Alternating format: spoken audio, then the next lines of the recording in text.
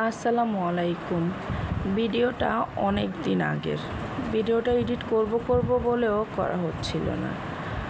হঠাৎ করেই মনে হলো এই ভিডিওটা এবার এডিট করা যাক। আসলে বড় ভিডিও দেখে এডিট করার মতো অতটা ধৈর্য আমার ছিল না।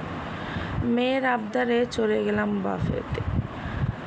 বুফেতে গিয়ে মেয়ের অনেক দিন ধরে বুফেতে যাওয়ার অনেক ইচ্ছে ছিল, বাট যাব করে যাওয়া হয়নি। তো এবার সারার বাবা আসার পরে দেখতেছিল যে কোন বুফেতে যাওয়া যায়। তো আমরা সিলেক্ট করলাম বাফেট প্যারাডাইসে যাই। এটাতে আমরা কখনো যাইনি।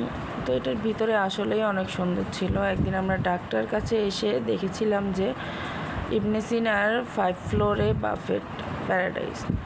তো ভেবেছিলাম যে একদিন হয়তো যাব, কিন্তু আসলে কবে যাব বা যাব কি না সেটা ঠিক ছিল না। এবার সারামণি বাবাকে ধরেছে, যেতেই হবে।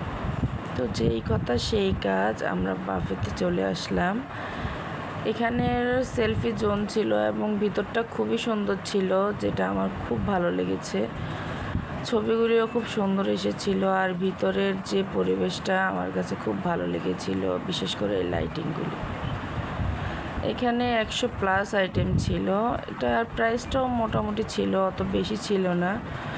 এখানে ডিনার ছিল 800 করে জনপ্রতি, আর 6+ বাচ্চাদের জন্য ফুল এবং 6-এর কম বাচ্চাদের জন্য ছিল হাফ।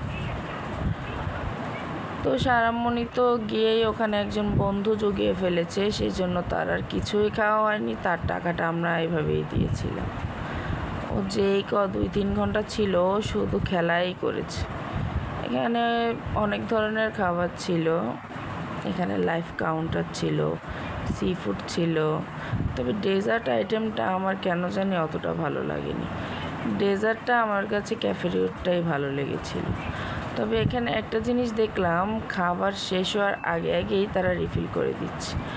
ওদের ক্যাপাসিটি ছিল প্রায় 300+।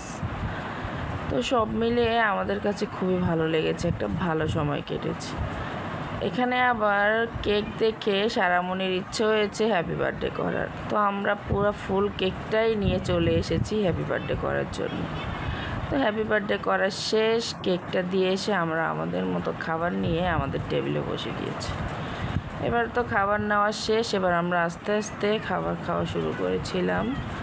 তবে সবচেয়ে সালাডটাই আমার কাছে বেশি ভালো লেগেছিল, ক্রাবটাও ভালো ছিল।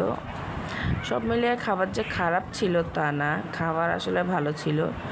আরিশবাবু একটুও ডিস্টার্ব করেনি, ওর মতো খেলা করেছে। আমরা আমাদের মতো খাবার খেয়েছি। আর সারামণি তো এখানে এসে নিজের বাড়ি বানিয়ে নিয়েছিল আর শুধু খেলা করছিল। সব মিলিয়ে খুব ভালো ছিল।